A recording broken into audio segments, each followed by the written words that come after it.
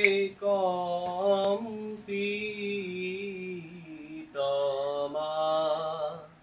ধব নয়ন জুৰাই আৰে কম্পিতমা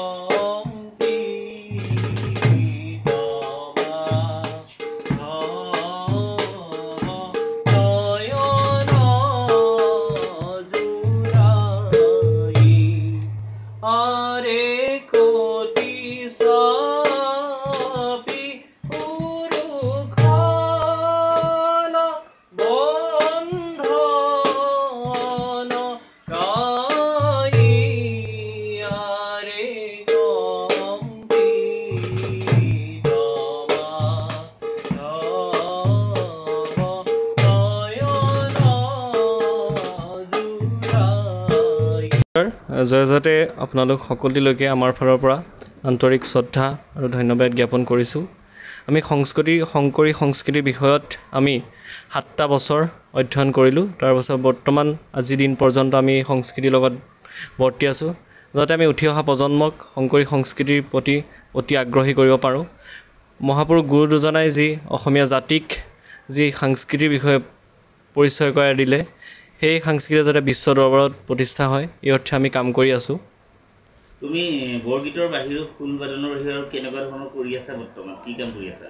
মই বৰ্তমান পশুপালন বিভাগৰ এজন অস্থায়ী কৰ্মৰূপে কাম কৰি আছোঁ আৰু বৰ্তমান মই স্নাতকোত্তৰ ডিগ্ৰীৰ লগত অধ্যয়ন কৰি আছোঁ।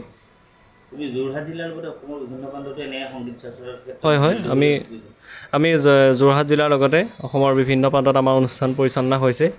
এইবাৰ আমি উত্তৰ প্ৰদেশৰ কুম্ভমেলাতো আমাৰ সাংস্কৃতিক অনুষ্ঠান প্ৰদৰ্শন হৈছে। ৰাষ্ট্ৰীয় নাট্য বিদ্যালয়ৰ অধীনতো আমি উত্তৰ প্ৰদেশলৈ আমি ফেব্ৰুৱাৰী 18 তাৰিখে গৈছিলোঁ আৰু তাত আমাৰ সাংস্কৃতিক অনুষ্ঠান প্ৰদৰ্শন হৈছিলে কলাগ্ৰামত। তাত সফলতা অৰ্জন কৰিবলৈ সক্ষম হৈছোঁ। আৰু লগতে আমাৰ ৰাষ্ট্ৰীয় নাট্য বিদ্যালয় দিল্লীৰ অধীনতো আমি অংকীয়া নাটৰ এটি কৰ্মশালা আমি অংশগ্ৰহণ কৰিবলৈ পাইছিলোঁ। অসম চৰকাৰৰ সাংস্কৃতিক পৰিক্ৰমা বিভাগৰ যি সাংস্কৃতিক বিষয়ত কৰ্মশালা হৈছিলে, সেই কৰ্মশালাত আমি অংশগ্ৰহণ কৰিছিলোঁ। আৰু এনেদৰে আমি ভাওনাৰ লগতে বিভিন্ন সাংস্কৃতিক অনুষ্ঠানতো আমি জড়িত হৈ আছিলোঁ। 2টা বছৰ আমি সাহিত্য সভাৰ সম্পাদক হিচাপে, ঢেকীয়াখোৱা শাখা সাহিত্য সভাৰ সম্পাদক হিচাপে আমি কাৰ্যত নিয়োজিত হৈ আছিলোঁ। এই শংকৰী সংস্কৃতি চৰ্চাবিলাক তুমি সৰুৰে পৰা কৰি আহিলে?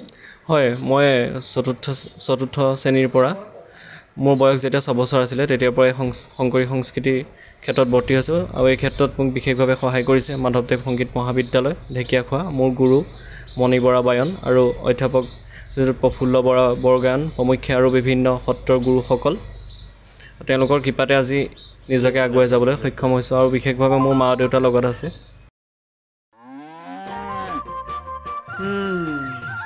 মোৰ লখিমীকেইজনীয়ে ইমান বেছিকৈ গাখীৰ দিয়ে, মনটো একেবাৰে ভাল লাগি যায়। বিয়মৰ দানা খোৱাৰ পৰা মই বেছিকৈ লাভৱান হৈছোঁ। আপোনালোকেও বিয়মৰ দানা খুৱাওক আৰু এইটো বেছিকৈ লাভ কৰক।